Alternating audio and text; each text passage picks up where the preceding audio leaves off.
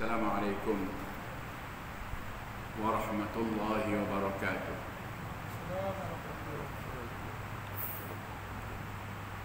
Nahmadullah subhanahu wa ta'ala wa na'udzu bihi min syururi anfusina wa min sayyiati a'malina. Man yahdihillahu fala mudilla lahu wa man yudlil fala hadiya lahu. Asyhadu an la ilaha illallah wahdahu la syarika lahu. Asyhadu anna sayyidana wa nabiyyana wa habibana wa syafi'ana Muhammadin sallallahu alaihi wasallam wa ala alihi wa sahbihi wa man ihtada bihadihi istanna bisunnatihi wa amila bita'alimihi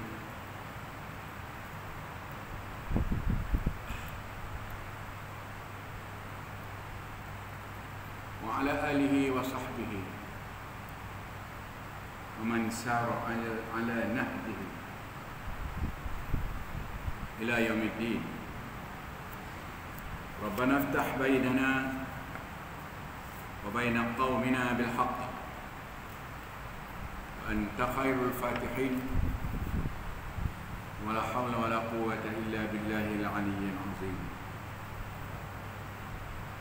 Rabbana iftah bainana wa baina qaumina bil haqq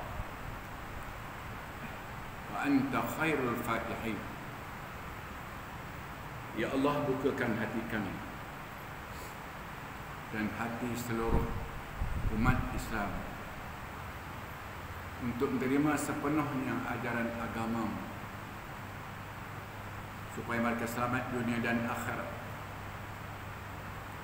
Kerana Engkaulah sahaja yang Maha berkuasa untuk membukakan hati-hati manusia. Amin ya rabbal alamin.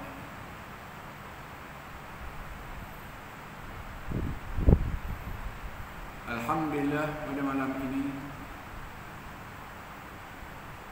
Allah beri lagi kesempatan, beri lagi peluang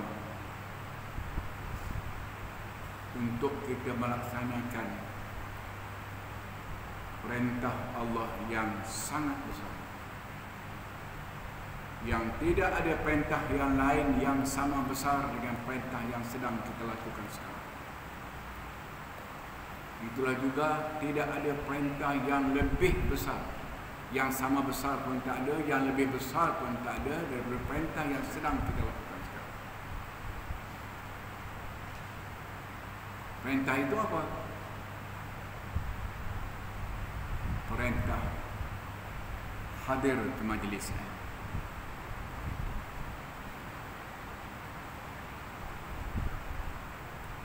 Lebih besar perintah hadir ke majlis ilmu ini daripada perintah solat. Lebih besar perintah hadir ke majlis ilmu ini daripada perintah haji, perintah jihad, dan apa juga perintah yang lain yang berada di bawah perintah yang sedang kita lakukan sekarang. Iaitulah perintah untuk hadir ke majlis ilmu ini. Kerana itulah dia perintah satu-satunya perintah agama, perintah ad-din yang paling besar, yang tidak ada tolak bandingnya dengan perintah-perintah yang lain.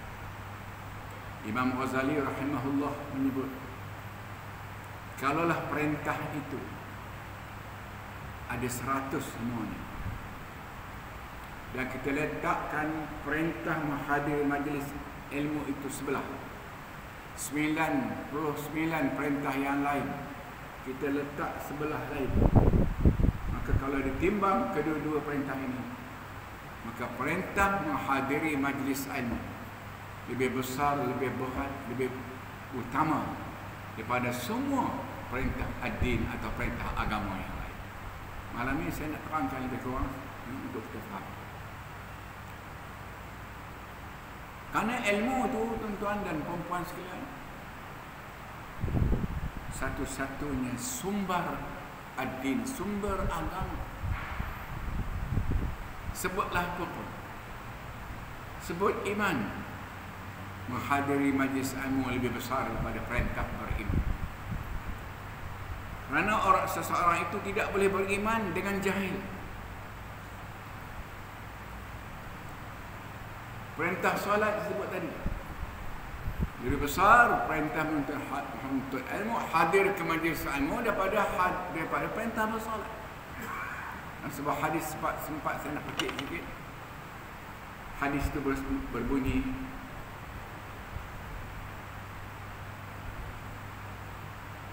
la an taghdua fata'allama baban minal ilmi umila bihi aw lam yu'mal bihi khairun laka min an tusalliya alfa raka'ah atau kama qala sallallahu alaihi wasallam. La an taghdua, kalau kamu pergi waktu pagi, biasanya untuk waktu pagi, lalu kamu belajar dalam majlis ilmu itu satu ilmu, fata'allama baban minal ilmi, lalu kamu belajar satu perkara yang mengenai dengan ilmu Islam, ilmu agama, satu saja. Berapa minit? 5 minit barangkali, satu saja. Dapat satu, dia pergi. Umila bihi, atau perkara satu ilmu yang dipelajari itu telah pun diamalkannya. Maknanya dia dah tahu dulu. Dia telah amalkan. Aw lam yu'mal bihi, atau ilmu yang satu yang didapat dalam majlis ilmu itu belum lagi diamalkan. Maksudnya baru tahu. Oh, sekarang tahu, dulu tak tahu, sekarang baru tahu, malam ni baru tahu bahawa perintah menuntut ilmu itu perintah yang paling besar, mengatasi apa juga perintah-perintah yang lain. Apa jadinya orang yang hadir ke macam ini ilmu pada waktu pagi atau pada waktu petang atau pada waktu malam? Kita malam yang hadir ilmu waktu malam, sama ada ilmu tu dia dah tahu, dah amal banyak kali dah, ataupun baru malam ini dia tahu nak amal besok. Khairun laka, itu lebih baik bagimu. Bukan sama baik, tapi lebih baik. Lebihnya berapa? Nabi tak beritahu. Berapa lebih? Mungkin berapa kali lebih itu? Sepagi kita pergi, maka ianya lebih baik daripada kamu bersolat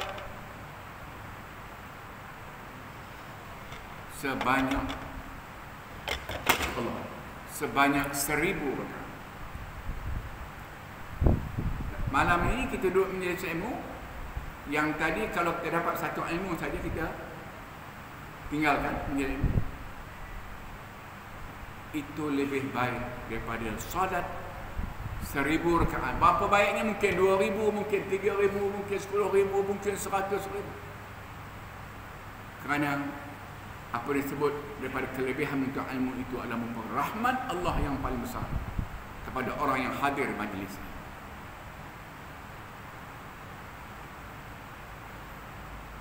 Dan begitulah juga lawannya. Kalau kita tidak hadir ke majlis ilmu, majlis ilmu ni adalah majlis Allah. Apa yang kita dengar semuanya datang daripada Allah dan datang daripada Rasul sallallahu alaihi wasallam.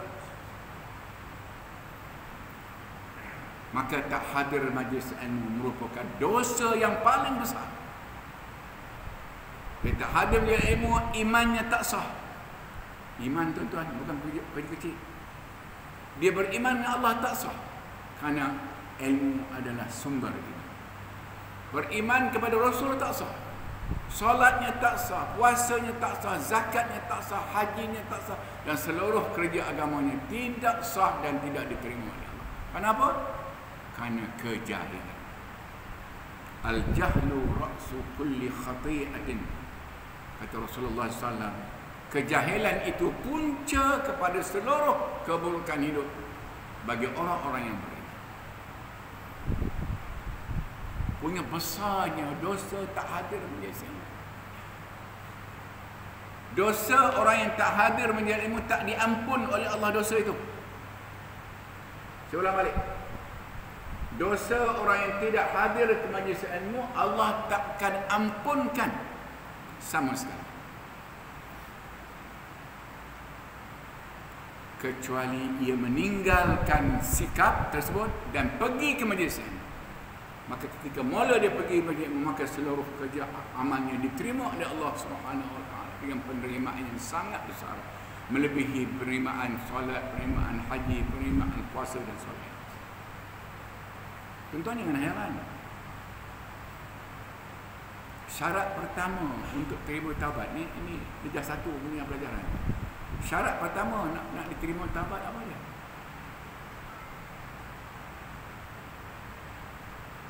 Syarat pertama taubat diterima, tinggalkan kederhakaan. Tinggalkan perkara yang menderhakai Allah. Dan kederhakaan jahil, kederhakaan yang berpunca daripada kejahilan itu kederhakaan yang paling besar, yang menyebabkan semua perkara tak sah dan tidak akan diterima oleh Allah dalam keadaan ia masih jahil tentang agama Allah, kecuali dia sedang belajar. Kita tentu semua sedang belajar, dan kita harapkan kita mati dalam menuntut ilmu untuk mengesahkan seluruh amal kita, akidah kita, iman kita, tauhid kita dan seluruhnya. Dia hanya diterima dengan iman. Satu perkara yang perlu saya sebut sedikit. Tadi saya sebut,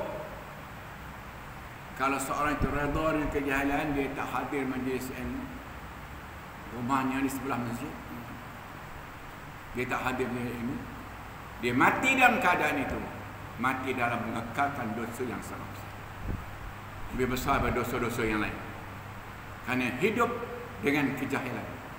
Ini yang Nabi sebut, al-jahlu ra'su kulli khati'atin. Kejahilan itu punca kepada seluruh keburukan hidup di dunia dan di akhirat. Keburukan hidup yang paling besarnya ialah jahil, kerana jahil tidak akan diterima oleh Allah SWT segala amalan. Oleh itu nak tinggalkan jahil macam mana supaya Allah ampunkan? Macam mana? Inilah dia, inilah jalannya, inilah dia wasilah. Sehingga Nabi sebut dalam hadis yang kerap dibaca oleh pendakwah-pendakwah, man salaka tariqan yaltamisu fihi ilman sahhalallahu lahu bihi tariqan ilal jannah. Dan siapa yang menjalani satu jalan untuk menuju ke majlis ilmu, sama berjalan kaki ke, naik kereta ke, naik motor ke, dia nak pergi majlis ilmu, maka Nabi SAW menjanjikan sahhalallahu lahu bihi tariqan ilal jannah. Allah akan bukakan jalan yang semudah-mudahnya untuk ia menuju syurga Allah Subhanahu wa taala. Tak ada janji ini pada ibadah-ibadah yang lain. Hanya janji ini ada pada menghadiri majlis. Yang lain sembahyang dijanjikan apa? Masuk syurga. Okey. Puasa dijanjikan masuk syurga. Tapi tak ada janji yang sembahyang, yang puasa, yang haji dan sebagainya itu dipermudahkan dengan semudah-mudahnya untuk ia masuk syurga Allah SWT. Kerana ilmu itu pemudah masuk syurga. Tanpa ilmu jadi sukar, jadi sulit, jadi payah.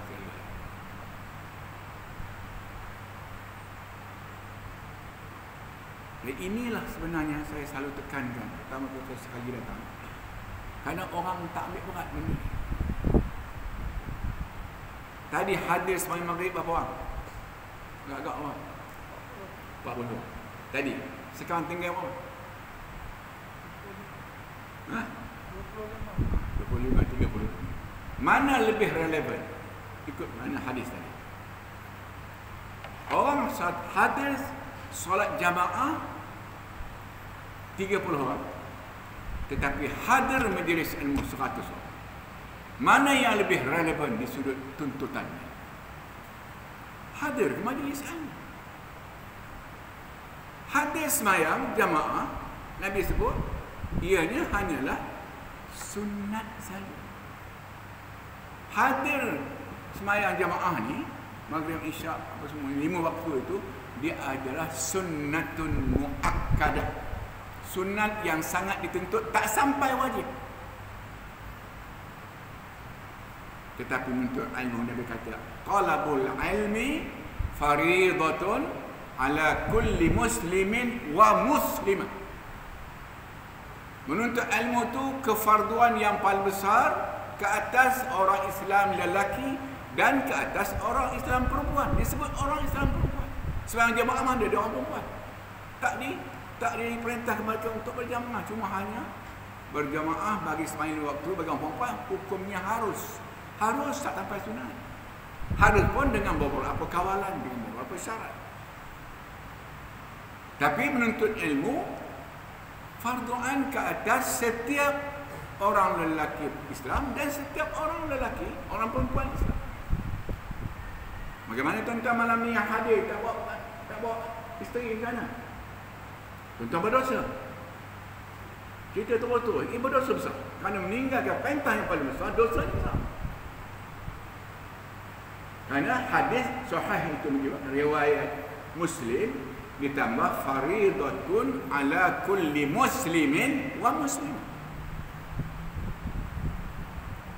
Tuan-tuan berasa pada isteri tuan-tuan tak hadir mana? Bila tak hadir sudah tu tak faham. Bila tak faham itu jadi berbagai-bagai masalah. Kerana kefahaman terhadap Islam yang sebenar itu terhakis, sedang dikelirukan oleh perancangan musuh-musuh Islam yang terdiri daripada Nasara, Yahudi dan sebagainya, yang sentiasa melakukan program untuk mengelirukan umat Islam tentang kepahaman agamanya. Orang kafir, sekular dan sebagainya, dia hendak supaya Islam tak faham Islam. Dia dah sembahyang jemaah masih tak faham tentang tuntutan ini. Kerana tak faham tentang Islam itu bahaya yang sangat besar. Berbagai-bagai keburukan berlaku bagi kefahaman Islam yang jelas, yang terang nyata itu jadi kabur, jadi clear. Memang gerakan mengelirukan umat Islam tentang ajaran Islam yang jelas itu sedang dilakukan, sedang dirancangkan, sedang diprogramkan oleh musuh-musuh Islam. Yang mereka amat takut bukan umat Islam kaya, mereka tak takut umat Islam kaya. Mereka tak takut umat Islam menguasai dunia. Maka paling takut bila umat Islam faham tentang Islam secara kepahaman yang jelas, sebagaimana jelasnya Islam itu di dalam agama Allah Subhanahu wa taala. Itu apa yang mereka kata. Oleh demikian, jangan tinggal majlis saya. Saya nak beritahu ada 4-5 khabar realiti orang yang tinggalkan majlis saya. Pertama, meninggalkan majlis ilmu tanpa uzur syar'i menyebabkan amal yang lain tertahan, tak naik ke langit, tertahan, terhenti, tergantung apabila perintah yang paling besar wajib itu diabaikan. Allah menurunkan ayat ke dunia ni, ayat apa? Yang mula sekali. Ayat sembahyang, ayat puasa, ayat perang, ayat jihad, ayat kepimpinan. Ayat apa yang Allah turun sebagai ayat yang pertama? Ya, ayat surah Al-Alaq, ayatnya berbunyi Bismillahirrahmanirrahim. Iqra bismi rabbikal ladzi khalaq, khalaqal insana min 'alaq, iqra wa rabbukal akram alladzi 'allama bil qalam. Itu ayat pertama. Nak huraian ni panjang, disebut qalam. Qalam pen, mengaji kena ada pen. Bukan pen. Ada pen, catat. Sahabat menyebut qayyidul ilma bil kitab. Ikat kuat-kuat ilmu yang kamu dengar, yang kamu belajar majlis ilmu itu, ikat kuat-kuat supaya ia tidak hilang, tidak cicor, kata orang Perak. Tahu cicor? Kalau kita kaya api, saya kecil tu kan, selalu ayah saya suruh saya kerja kaya api, suruh bawa basikal tua dia. Kemudian ada carrier belakang, pada carrier tu ada getah merah. Getah payah lah kan. Kemudian dah potong motor, ikat kayu tu ke carrier basikal tu, baliknya 90 kat sampai tombak 90 kat, tak satu kat. Tapi boleh tak diikat, terang depan. Ini ni, tak diikat ni. Mungkin yang kuat ingatan mungkin sejam lagi boleh. Yang biasanya keluar daripada pintu tu kan, dah lupa. Tersepak, tepakkan sikit apa ke. Ya. Memang ilmu ni macam bawa mula dapat macam kita membela binatang. Dia liar. Macam kuda. Baru kita dapat kuda tu, dia liar. Tak ada macam kita. Macam mudah dia lupa dan sebagainya. Dan lupa ilmu adalah perkara yang sangat ditakuti. Kerana bila lupa dan satu ilmu berarti dia hilang panduan hidup daripada Allah Subhanahu Wa Taala.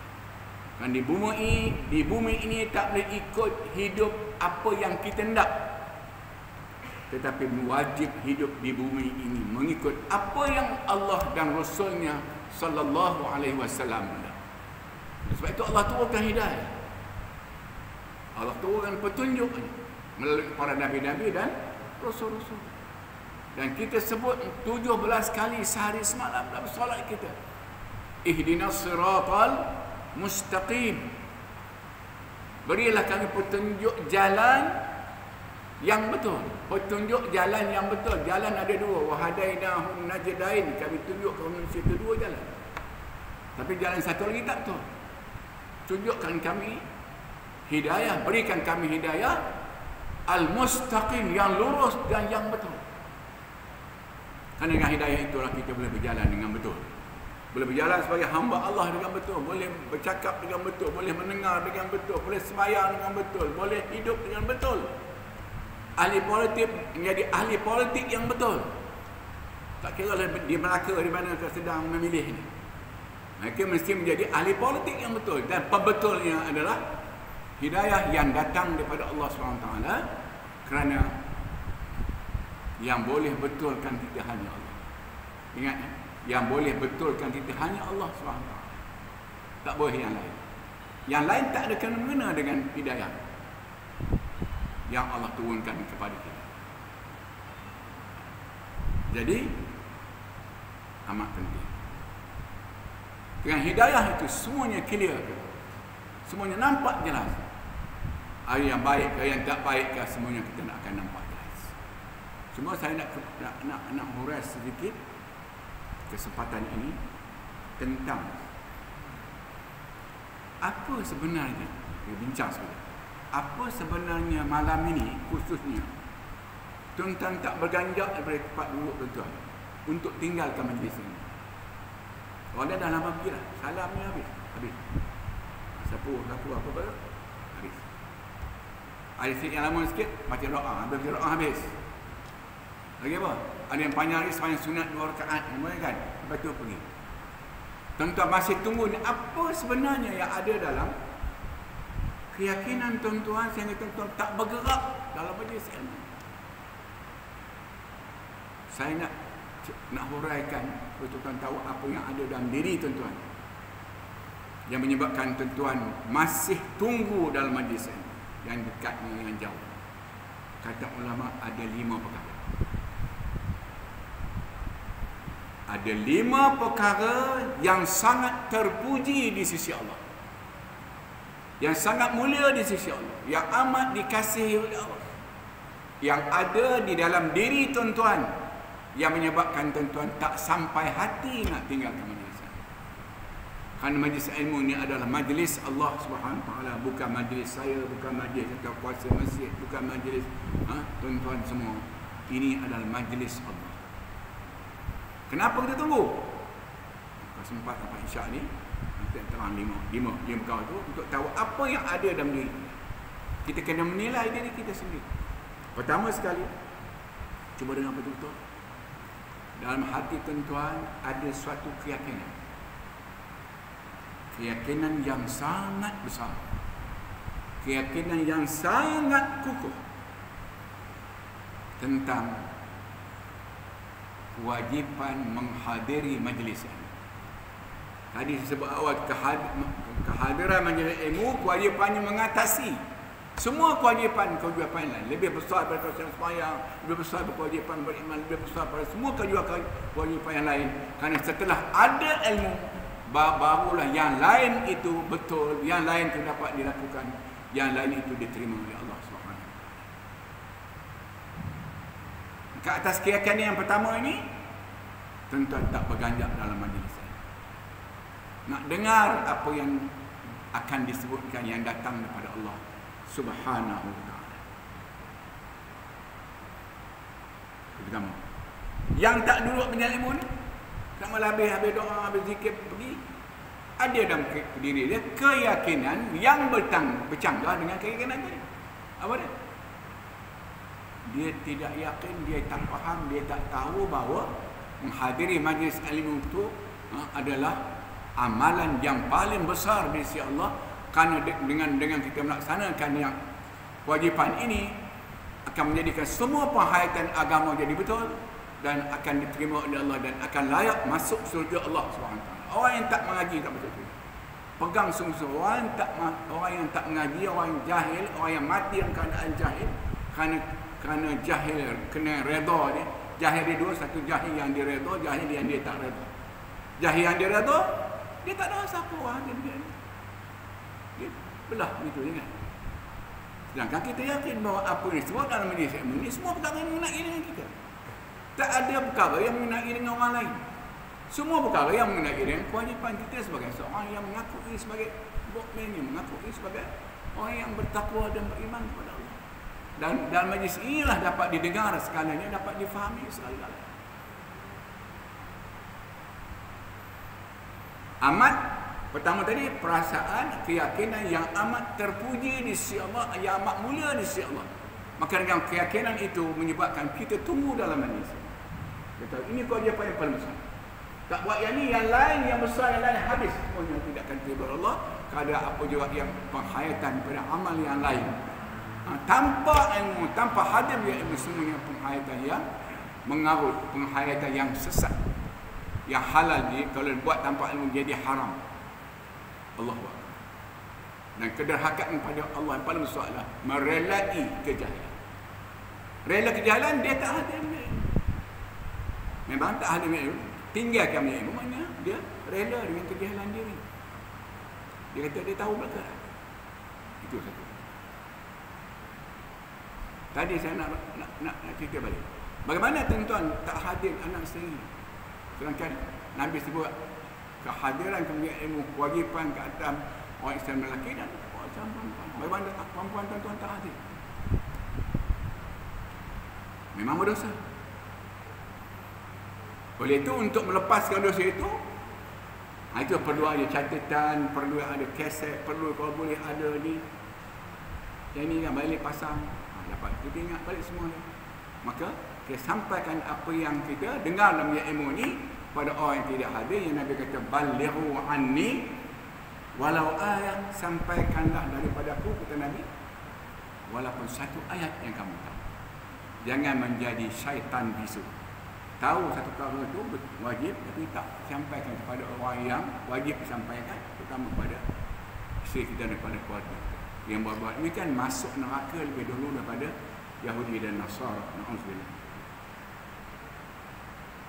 Baik. Yang kedua, saya nak ringkas. Yang kedua, tuan-tuan yakin dengan seteguh-teguh keyakinan bahawa kewajipan menuntut ilmu itu kewajipan di sepanjang hayat. Kewajipan di sepanjang hidup. Medannya di sepanjang hidup. Maka kita hendaklah berdoa dan kita berusaha untuk kita mati dalam menuntut ilmu. Itu adalah mati syahid. Panjang cerita. Bila mati berilmu, mati dalam keadaan redha oleh Allah, dalam keadaan dikasihi oleh Allah, dalam keadaan diberkati Allah dunia dan akhirat.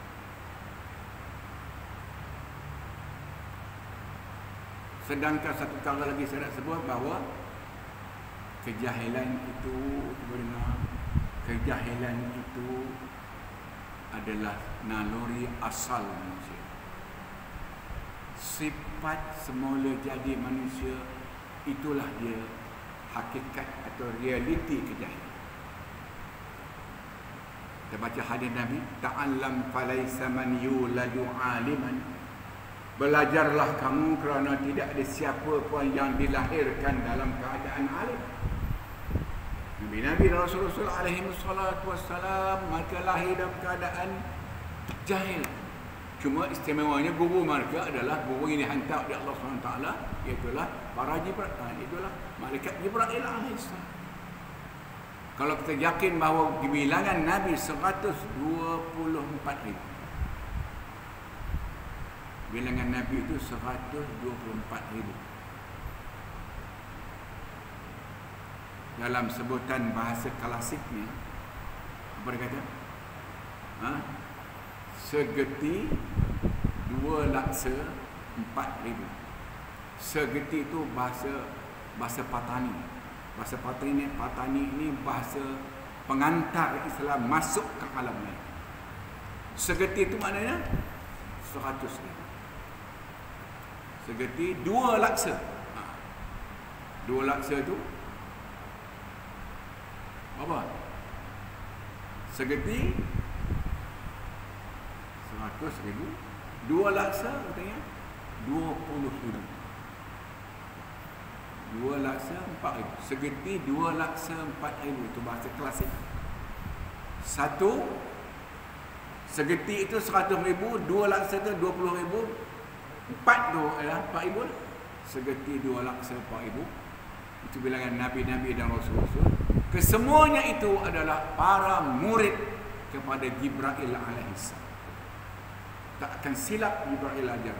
Kerana Jibril adalah orang yang malaikat di antara yang maksum, yang tidak buat salah. Apa yang sampai pada para Nabi yang ada 124,000 itu semuanya tepat, betul dan jelas. Disampaikan oleh guru yang dihantar oleh Allah untuk memastikan ajaran yang dikandalkan Allah itu tetap original dalam keadaan ianya disampaikan kepada para Nabi-Nabi. 124. Sama ada bilangan Nabi-Nabi dan Rasul-Rasul alaihi wassalatu wassalam. Jadi sebalik semula, kejahilan adalah merupakan naluri asal. Sifat semula jadi kita. Tadi hadis Nabi, ta'allam falaysa man yuladu aliman. Belajarlah kamu kerana tidak ada siapa pun yang dilahirkan dalam keadaan alim. Semuanya jahil. Dikonfirmkan oleh Al-Quran.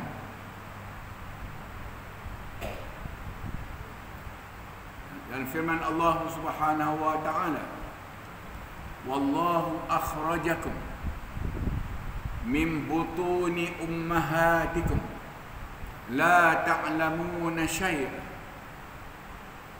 Ketika Allah lahirkan kamu daripada perut ibu kamu, la ta'lamuna, kamu tak mengetahui syai'an, satu pun tak mengetahui. Jahil apa nama tu? Jahil totok ke jahil total ke? Satu pun tak tahu. Itu keadaan kita lah. Quran sebut dan hadis sebut. Maka sebab itu datanglah perintah untuk kita menuntut ilmu di sepanjang hayat supaya kita tidak jahil tentang agama Allah SWT. Agama Allah itu pengajaran yang berkaitan dengan semua urusan dunia dan akhirat. Jadi walaupun kejahilan adalah merupakan sifat semula jadi kita. Dan jahil ni ada 2 bahagian. Satu jahil yang redha dengan kejahilan, dia tak ada rasa apa-apa. Dia seronok aja. I tak ada waktu lagi. Walaupun I tak belajar, tapi nampaknya sejak akhir-akhir ini I punya bisnes maju. Kalau orang ber-Covid tu apa semua, I punya perniagaan jalan. Dia tak ada rasa apa-apa rugi, tak ada apa rasa kederhakaan kepada Allah tanpa dia datang ke majlis ilmu itu.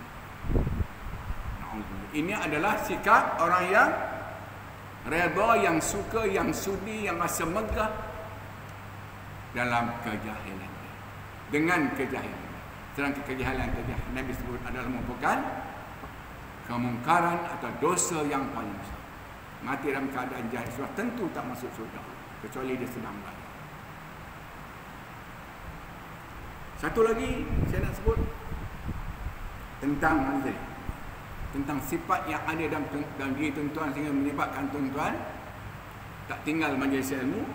Sebab di antaranya ialah tuan-tuan yakin bahawa keburukan jahil itu dalam seluruh persoalan hidup adalah merupakan persoalan yang sangat besar di dalam agama Allah Subhanahu. Sehingga dia tak ada ilmu mengucapnya, tak diterima, tak ada ilmu semayang, semua tertolak pada tanpa ilmu. Dan kita tu surut kita rasa beruntung kerana kita hidup di zaman berkembangnya, di zaman berluasanya dakwah ataupun tentang pengajaran mengenai dengan ilmu. Jadi ini setiap malam ada. Alhamdulillah, dulu nak dapat sebulan 2 kali pun payah. Alhamdulillah malam. Macam mana kita nak belajar apa pun, pilih guru boleh. Tak ada masalah. Tapi di antara keburukan jahil tadi yang sangat besar itu ialah ianya penyebab kejahilan yang paling besar buruknya itu ianya penyebab kepada dosanya tidak akan diampuni. Kerana nak tinggalkan dosa yang tidak diampuni oleh Allah itu mesti berhenti daripada dosa. Kita nak keampunan Allah kerana kita minum arak, kena berhenti apa hal pun, minum arak tu berhenti dulu. Tinggalkan dulu. Iqla' minadz dzunub kata kitab tasawuf. Mesti kita berhentikan, cabut diri kita ni. Macam kita pakai kasut, cabut kasut tu dari kaki. Itulah kita tinggalkan dosa. Selagi dosa tu kekal, maka selagi itu tak diampun dosa ni, tak diampun dosa, semuanya tidak diterima oleh Allah. Bukan perkara kecil. Tak diampun oleh Allah. Nak tinggalkan jahil itu terlebih dahulu. Datang majlis ilmu. Apa orang kata lantaklah kita datang untuk mendapat keredaan Allah, untuk mensahkan iman dan segala-galanya, amal kita dan sebagainya. Semuanya akan jadi betul dengan ilmu, bukan dengan keturunan, bukan dengan pangkat, tapi dengan ilmu. Sebab itu tadi ayat pertama Allah turunkan bukan ayat semayang, kerana Islam tak bermula bersemayang, bukan ayat itu mengenai iman. Islam tidak bermula dengan iman, tapi Islam bermula dengan ilmu, sumber agama, sumber kepada seluruh ajaran yang ada dalam agama Allah, sehingga Allah terima segala apa yang kita lakukan dalam agama itu dengan penyertaan ilmu, dan ditawarkan tawaran yang sangat lumayan apabila kita pergi ke majlis ilmu, dan kita harapkan mati kita dalam majlis. Baik. Berapa jam? Isyak atau berhenti? Isyak dah? Kita tak payah lama lagi. Baik, kita baru saya sebut kepada 3 orang, tuan-tuan yang masih ada dalam majlis ilmu ni, rasa penat sikit, rasa letih sikit, hari ni masih hari ni banyak kerja, lebih sikit kerja dan sebagainya. Tapi tuan-tuan tunggu je majlis ilmu ni kerana tuan-tuan mengharapkan hidayah Allah yang sangat besar. Tak ada yang lain yang tuan-tuan harapkan bila tuan-tuan tunggu dalam majlis ilmu, melainkan mengharapkan hidayah. Hidayah tu apa? Petunjuk Allah. Tak ada hidayah, tak ada hidayah kesesatan yang saya.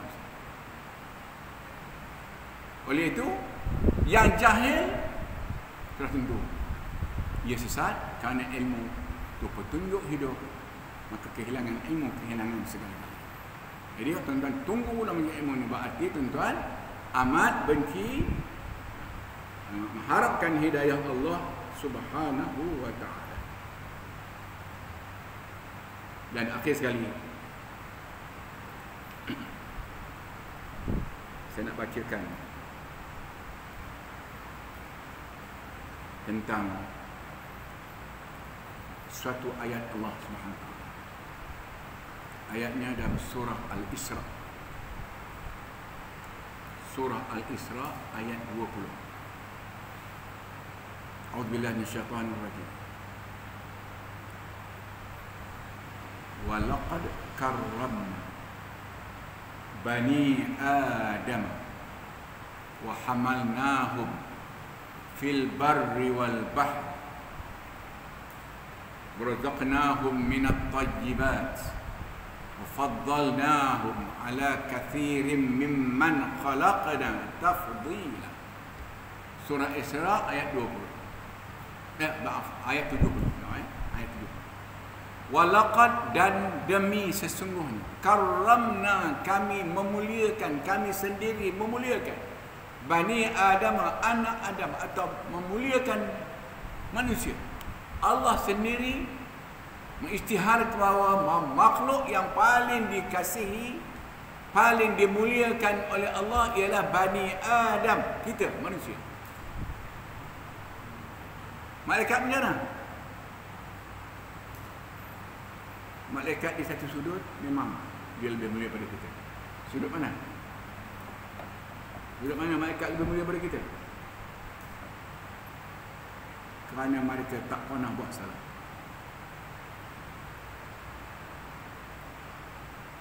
Alaiha malaikatun ghiladun shidadun la ya'sunallah ma amarahum wa yaf'aluna ma yu'marun.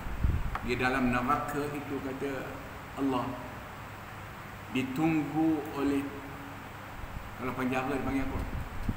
Warden. Ditunggu oleh warden Allah. Sifat macam mana? La ya'sunallah. Dia tidak pernah menderhaka. Maka sebab itu malaikat dibersihkan oleh Allah, dipelihara oleh Allah daripada perkara yang boleh bawa derhaka pada Allah. Maka sebab itu dia tak makan dan tak minum. Di antara punca dosa paling besar adalah makan minum. Sebab itu tuan-tuan faham atau tidak, tuan-tuan baca Allahumma barik lana, lagi fima razaqtana, lagi wa qina adzabannar. Ya Allah, beri kami keberkatan dalam hidup daripada apa yang kamu berikan kami, rezekikan kami. Keberkatannya dengan ilmu, bukan keberkatan yang keturunan. Berilah keberkatan kepada kami daripada apa yang kamu rezekikan kepada kami. Kerana akhirnya kata wa qina adzabannar, jauhi kami daripada azab neraka. Kenapa azab neraka disebut? Kita nak makan. Kita bukan nak masuk neraka. Kita nak makan, nak makan sedap-sedap. Kenapa disebut api neraka? Kerana punca yang menyebabkan berlakunya dosa yang paling besar kerana makan minum. Orang tak kira halal haram, orang tak kira rasuah atau watah, tak kira jalah guna kuasa, tak kira mungkin janji kata nak bersama, dah seorang-seorang je pula. Satu orang pun tak disenaraikan. Macam mana janji macam mana? Bagai nak rak dunia tu. Saya mau pergi dulu. Tanda tangan ni apa tu? Apa namanya? Watikah tu kan? Tiba-tiba seorang ni. Tak ingat langsung janji. Maka punca persoalan makan minum dalam hidup manusia, itulah sebenarnya punca yang paling besar yang mengheret manusia ke neraka. Orang tak kira rasa, orang tak kira halal haram, orang tak kira asalkan dapat. Yang buat kau tu pula orang yang paling besar dalam kepimpinan negara. Jadi cukup sekarang ini, bila ni mana? Cukup untuk sekarang tazkirah kali pertama ni. Dan kita harapkan apa yang sampaikan itu memberikan suatu kekuatan, suatu injection untuk kita terus hadir ke majlis ini.